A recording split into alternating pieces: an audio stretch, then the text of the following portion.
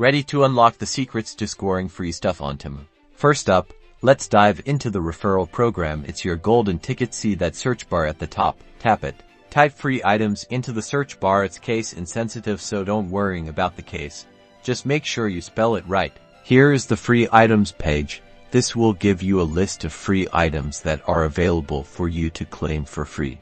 You'll see an option to invite friends. Send your unique referral link or code to your friends and family. When they sign up and make a purchase, you earn credits or rewards. The more you refer, the more chances you have to snag those freebies. Keep a close eye on Temu's homepage for promotional banners and flash sales. These often include limited time giveaways or discounts that can essentially get you items for free. Check the app daily. Temu sometimes offers in-app games or activities that reward players with free products. Explore different sections of the app. You might find a hidden gem. The more you play, the more you can potentially earn. And there you have it. Follow these steps and you'll be well on your way to expanding your Temu haul without spending a dime. Happy freebie hunting! Don't forget to like and subscribe for more Temu tips.